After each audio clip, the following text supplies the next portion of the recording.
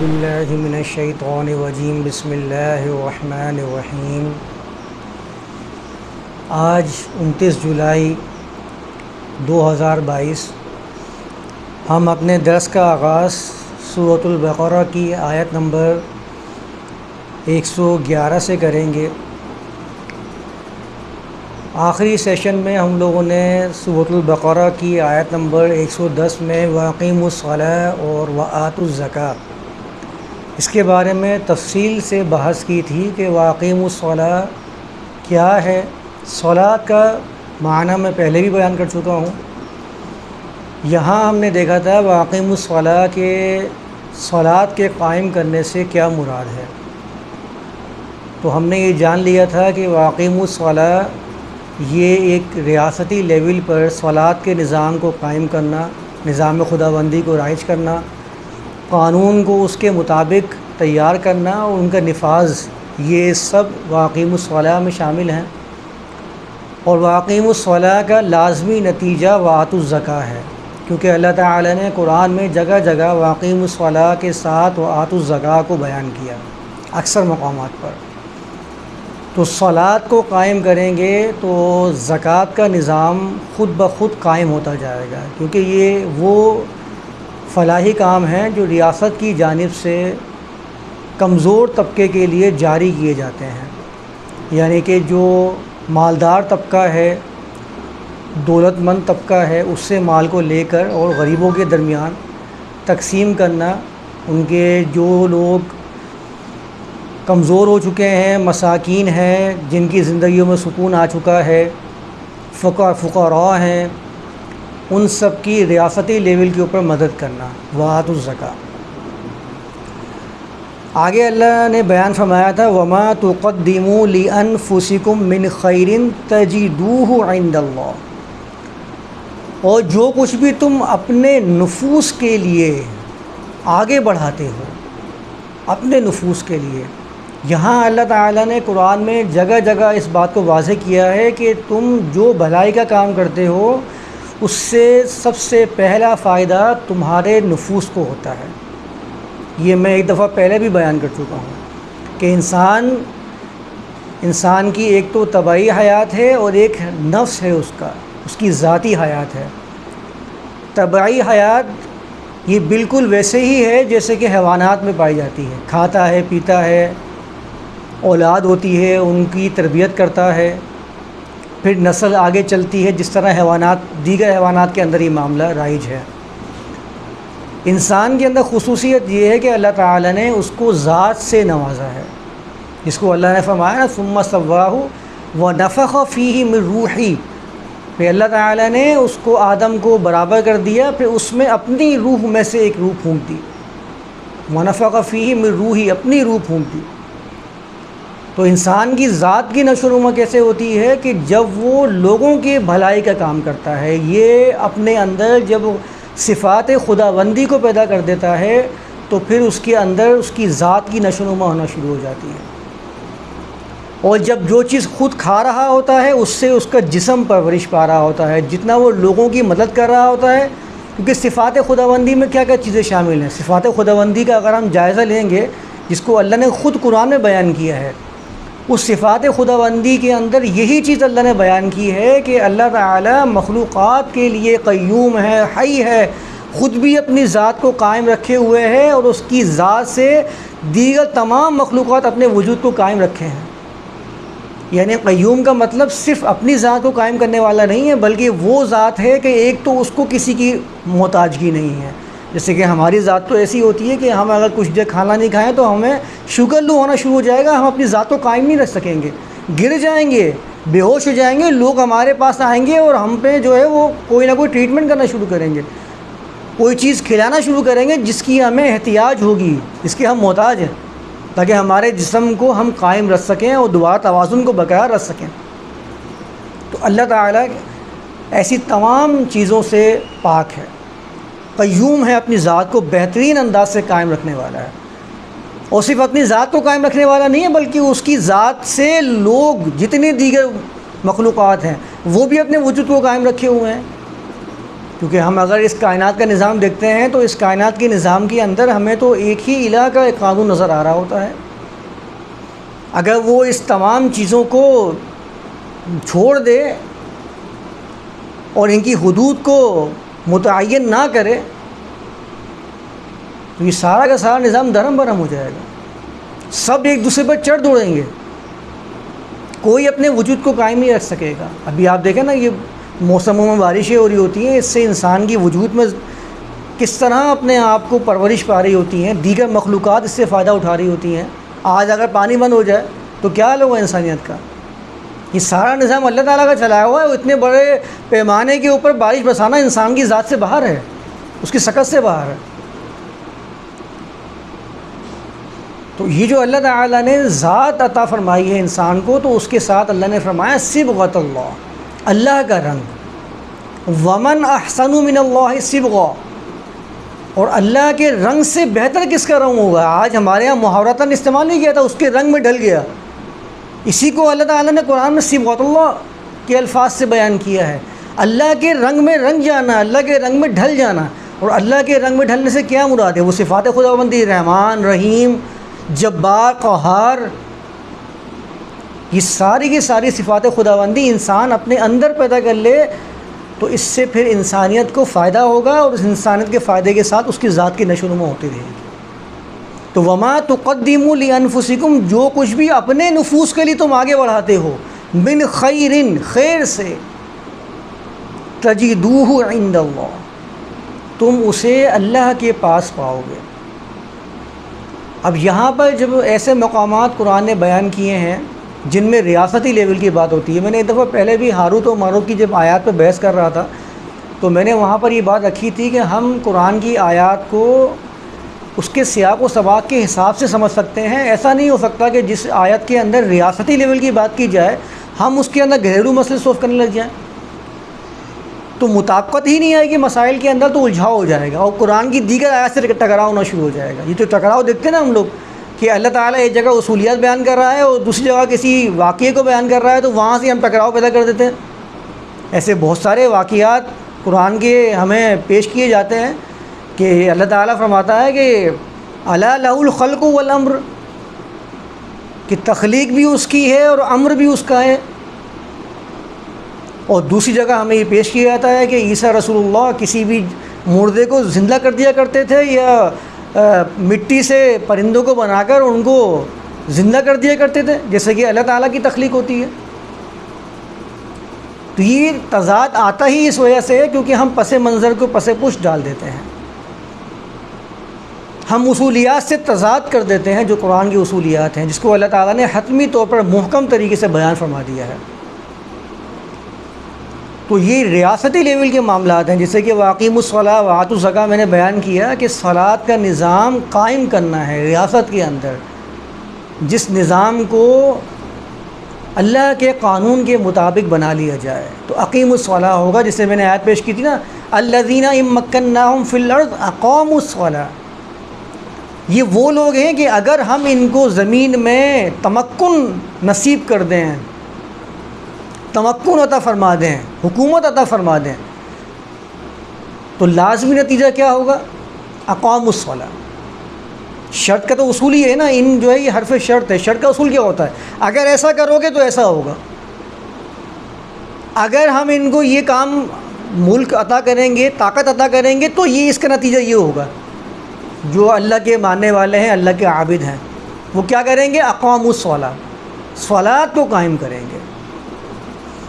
تو ریاستی لیول کی بات ہو رہی ہے. تو یہاں پر جب اللہ تعالیٰ کی بات آتی ہے تو اس کا مطلب ہوتا ہے وہ نظام خداوندی جو معاشرے میں لوگوں کی فلاح کے لیے کام کر رہی ہے, اللہ کے بتائے ہوئے اصول کے مطابق ایک ریاست کو بنا لیا گیا ہے.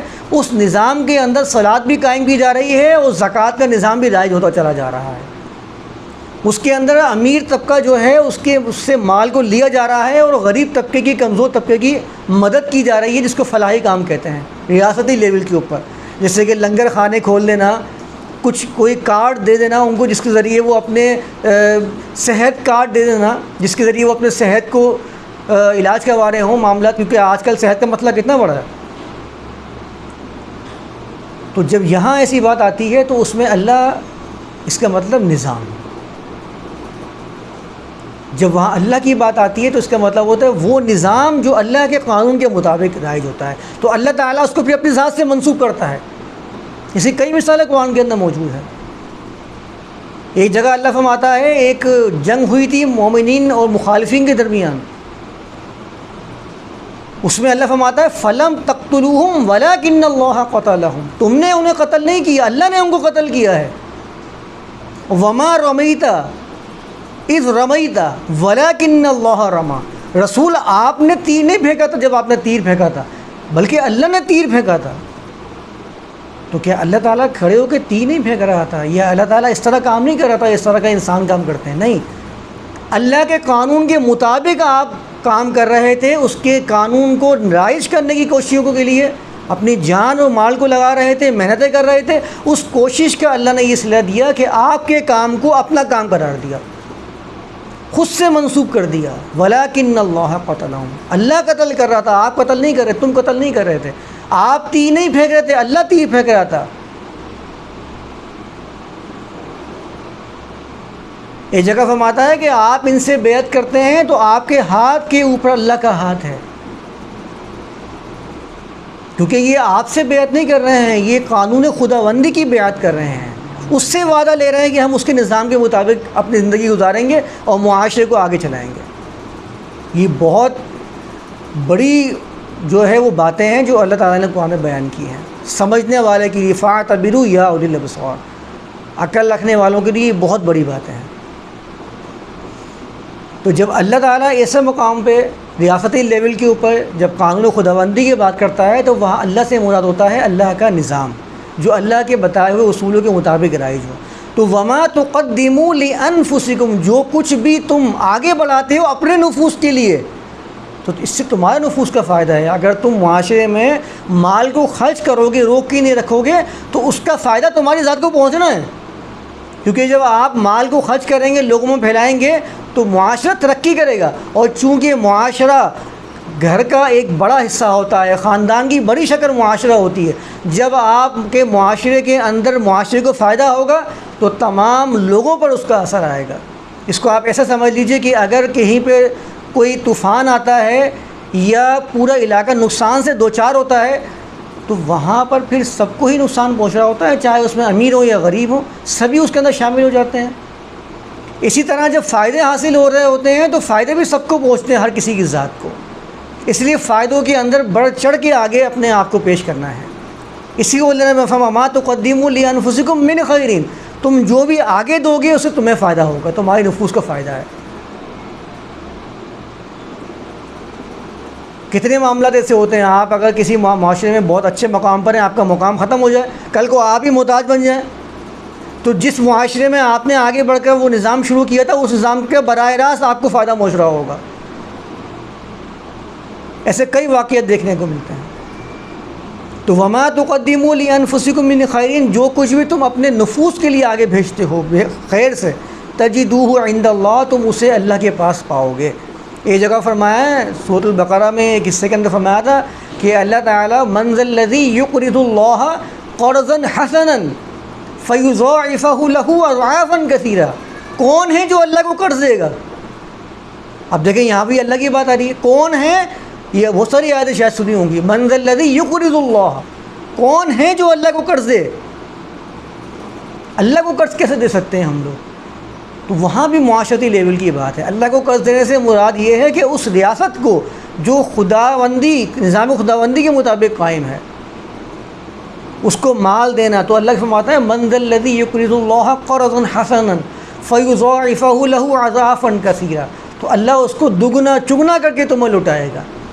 یعنی پھر اس ریاست کے والیوں کی ذمہ داری ہوتی ہے کہ اس مال کو بہترین انداز میں خرچ کریں گے، پھر وہ ذمہ دار بن جاتے ہیں، وہ جواب دہ ہوتے ہیں اس چیز کے کہ وہ مال جو معاشرے سے حاصل کر رہے ہیں اسے وہ بہترین انداز میں خرچ کریں تاکہ معاشرے میں بسنے والا ایک ایک فرد اس سے فائدہ حاصل کر سکے۔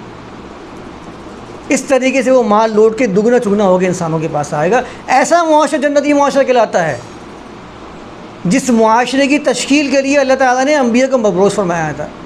یہ معاشرہ ہے جنتی معاشرہ، جس میں ہر شخص جو ہے وہ فائدہ حاصل کر رہا ہے، کوئی شخص ظلم کا شکار نہیں ہے، کوئی شخص رزق کی تنگی کا شکار نہیں ہے۔ فراوانی اتنی بڑھ جاتی ہے کیونکہ ہر بندہ آگے بڑھ کے مدد کر رہا ہوتا ہے، ہر بندہ ریاست کو اپنا حق ادا کر رہا ہوتا ہے۔ آج جو ہمارے یہاں ٹیکسز کا نظام لگا ہوا ہے، پہلے زمانے میں یہ نظام تھوڑی تھا۔ پہلے زمانے کے اندر تو قبائلی نظام تھا، ہر شخص کے پاس چند لوگ تھے، چند افراد تھے، چند خاندان تھے جن کی بنیاد پر وہ حکومت کیا کرتا تھا۔ اس زمانے میں اللہ نے یہ نظام پیش کیا ہے جو آج پوری دنیا میں بہترین نظام مانا جاتا ہے کہ ریاستی لیول پہ ٹیکس لگائے جائیں، اس ٹیکس سے لوگوں کو فائدہ پہنچایا جائے۔ یہ اس زمانے میں اللہ نے نظام پیش کیا، قرآنی نظام، جس کو آج لوگوں نے رائج کیا ہے، اور جنہوں نے اس کو بہترین انداز میں رائج کیا ہے، عدل پر کھڑا کیا ہے، وہ کیسی متوازن قوتیں بن کے سامنے آئی ہیں۔ ایسا معاشرہ اللہ تعالیٰ چاہتا ہے انسانوں سے۔ وہ نظام کوئی بھی راج کرے گا، چاہے وہ اللہ کا ماننے والا ہو یا نہ ہو، نتائج اس کو مثبت ملنے ہیں، کیونکہ نظام میں تاثیر اتنی ہے، عدل اتنا ہے، توازن اتنا ہے۔ ان اللہ بما تعملون بصیر، اس بات کی حقیقت سمجھ لو کہ اللہ تمہارے ہر کام کا بصیر ہے، جانتا ہے۔ آیت نمبر 111 میں اللہ فرماتا ہے وقالو، اب یہ واو پھر وہیں جا رہا ہے جن کی ہم پہلے سے بات کرتے آ رہے ہیں۔ بنی اسرائیل مذہبی طبقے، مذہبی فرقے، وہ فرقے جو اپنے آپ کو اللہ سے منسوب کرتے ہیں اور اپنے آپ کو دنیا کا سب سے زیادہ مقدس ترین طبقہ شمار کرتے ہیں، چاہے وہ کوئی بھی ہو، وہ کسی بھی نام سے موجود ہو۔ اس زمانے میں دو فرقے بڑے تھے، ایک تو یہود اور ایک نصارہ۔ تو اللہ تعالیٰ نے بار بار ان کے نام لے کر ذکر فرمایا۔ آج کے زمانے میں ہوتے تو آج کے زمانے میں جو بڑے بڑے فرقے رائج ہوتے، احناف ہوتے، دیوبند ہوتے، بریلوی ہوتے، اہل حدیث ہوتے، یا اور بھی کچھ شوافے یا حنابلہ جو رائج ہوتے، ان کے نام لے کے اللہ تعالیٰ قرآن اگر آج کے زمانے میں رائج ہوتا تو ان کے نام قرآن میں ہم لوگوں کو ملتے ہیں۔ اللہ فرماتا ہے وَقَالُوا لَن يَدْخُلَ الْجَنَّةَ إِلَّا مَنْ كَانَ هُودًا أَوْ نَصَارَىٰ، انہوں نے یہ بھی کہا ہرگز جنت میں داخل نہیں ہوگا سوائے اس کے کہ جو یہودی یا نصرانی ہے۔ اب دیکھ لیجئے یہاں اللہ بیان فرما رہا ہے کہ ایک طرف ان کا قول یہ ہے کہ جنت کا والی اور وارث بننے والا صرف اور صرف یہودی اور نصرانی ہو سکتا ہے، اور ہمارے یہاں بھی یہ غلط فہمی موجود ہے۔ ہم سمجھتے ہیں کہ اگر ہم اپنے آپ کو امت محمدیہ میں شمار کرتے ہیں تو ہم جنت کے وارث ہیں، جنت کا وارث اس دنیا میں ہو ہی نہیں سکتا ہمارے سوا، کیونکہ ہم نے اپنے آپ کو امت محمدیہ محمد رسول اللہ کے ماننے والوں میں ثابت کر دیا اور اپنے آپ میں یہ گمان کر لیا کہ ہم جنتی ہیں۔ یہی گمان عیسیٰ رسول اللہ کے ماننے والوں کو، وہ کہتے ہیں کہ ہمارے گناہوں کی پاداش میں عیسیٰ رسول اللہ نے اپنی جان دے دی ہے اور صلیب پہ چڑھا دیے گئے تھے، تو ہمارے گناہوں کا کفارہ وہ کر چکے ہیں۔ جو ان کے کفارہ کے معاملہ چل رہا ہوتا ہے، ہمارے گناہوں کا کفارہ وہ کر چکے ہیں، اب ہمیں کسی قسم کی کوئی خطرے کی بات نہیں ہے، ہم تو جنتی ہیں۔ اور یہی بات یہ نصارہ کے اندر موجود ہے۔ آپ مذاہب عالم کا جائزہ لیتے جائیے، آپ کے سامنے یہ کھل کھل کے آتے رہیں گے۔ کوئی فرقہ کبھی آپ نے ایسا سنا ہے جو اپنے آپ کو دوزخی قرار دے رہا ہو یا خراب قرار دے رہا ہو؟ آج تک تو کوئی نہیں دیکھا ہوگا، نہ سنا ہوگا۔ اور ہر فرقہ دوسرے کو دوزخی قرار دے رہا ہوگا، ہر مذہب والا دوسرے مذہب والے کو دوزخی قرار دے رہا ہوگا۔ یہ تو میں آپ کو انٹرنیشنل لیول کی بتا رہا ہوں، یونیورسل لیول کی بتا رہا ہوں، عالمگیری بتا رہا ہوں۔ ابھی اس عالمگیریت میں سے ہم تھوڑا سا اور اس کو تفریق کریں گے، پھر ہم مسلکی فرقوں کی بات کریں گے جس کو قرآن نے آگے بیان کیا ہے۔ ابھی اللہ تعالیٰ بیان فرما رہا ہے عالمگیری مسئلے کو، کہہ رہا ہے کہ یہ دو بڑے بڑے فرقے اپنے آپ کو اللہ سے منسوب کرتے ہیں، اور ان کا ماننا یہ ہے کہ جنت کے ٹھیکیدار صرف یہی ہیں، جنت میں داخل ہوں گے تو صرف یہی داخل ہوں گے۔ ان کا جواب اللہ نے کیا فرمایا؟ تلک امانیہم، مختصر اور پر اثر۔ تلک امانیہم، یہ ان کی صرف تمنائیں اور خواہشیں ہیں، یہ ان کے صرف گمان ہیں جس کی بنا پر یہ سوچ کے بیٹھے ہوئے ہیں۔ تلک امانیہم، دو لفظوں کے اندر اللہ تعالیٰ نے بات کو مکمل کر دیا اور ان کے اس خیال کی مکمل طور پہ نفی کر دی، تلک امانیہم۔ اور آگے فرمایا قل ہاتوا برہانکم ان کنتم صادقین، ان سے یہ کہیے تو صحیح کہ لے آئیے ذرا برہان میرے پاس، اگر تمہارا یہی دعویٰ ہے کہ جنت میں داخل ہونے والے صرف اور صرف یہودی اور نصرانی ہیں تو آ جاؤ ذرا دلائل لے کے، تمہارے پاس کیا دلائل ہیں، ان کنتم صادقین، اگر تم اپنے دعوے کے اندر بڑے سچے ہو، وہ دلائل تو پیش کرو ذرا، ہم بھی تو جائزہ لیں ان دلائل کا کہ کن دلائل کی بنیاد کے اوپر آپ کہتے ہیں کہ ہاں ہم جنتی ہیں اور باقی دنیا کے اندر جتنے لوگ کام کر رہے ہیں، رہ رہے ہیں، زندگی گزار رہے ہیں، وہ سارے دوزخی ہیں، یعنی چلتے پھرتے دوزخی نظر آ رہے ہیں آپ کو دنیا کے اندر، اور آپ اپنے آپ کو چلتے پھرتے جنتی شمار کر رہے ہیں، اور آپ یہ سمجھ نہیں پا رہے ہیں کہ دنیا آپ کی بتاتی ہے کہ آپ جنتی ہیں، دوزخی ہیں۔ آپ کی دنیا آپ کی حالت کو واضح کر دے گی، اس دنیا کو جنت بنائیں گے، جنتی اعمال سے آپ کی دنیا بھی جنت بنے گی، اور آپ کو اس کا نتیجہ وہاں ملے گا اللہ تعالیٰ کے پاس بھی مرنے کے بعد۔ کسی کی اگر آپ کو حالت دیکھنی ہے کہ اس کے مرنے کے بعد کیا حال ہوگا، اس دنیا کو دیکھ لیجئے، اس کی دنیاوی زندگی آپ کو بتائے گی کہ یہ دنیا میں مرنے کے بعد جنت میں جائے گا یا دوزخ میں جائے گا، واضح ہو جائے گا بالکل۔ اعمال سب سے برے، اخلاق میں سب سے بدترین، جھوٹ میں، دھوکہ دہی میں، یہ مذہبی طبقہ ہمیشہ آگے رہتا ہے، برائیوں میں، فساد کے اندر، اور خواب دیکھتا ہے وہ جنت کے۔ کسی کو ایک ڈھیلے کا فائدہ پہنچانے کا روا نہیں ہے کہ میں ایک ڈھیلے کا فائدہ پہنچا دوں، کسی کو ایک روپے کا فائدہ پہنچا دوں، لیکن جنت میں جانے کا سب سے بڑا دعوے دار مذہبی طبقہ ہی ہوتا ہے، اور اپنے آپ کو پیش بھی ایسے ہی کرتا ہے کہ ہم مذہبی طبقہ ہے اور ہم جنتی طبقے ہیں۔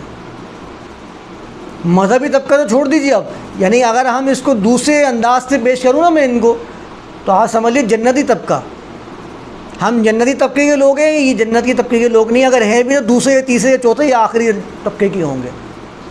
ہم تو سابقون ہیں، اولین ہیں جنت میں جانے والے، یہ سب تو ہمارے پیرو ہیں، ہمارے پیچھے پیچھے آئیں گے، ہمیں فالو کریں گے اور جنت میں جائیں گے، ہمیں فالو نہیں کریں گے تو دوزخ کے گڑھے میں گر جائیں گے۔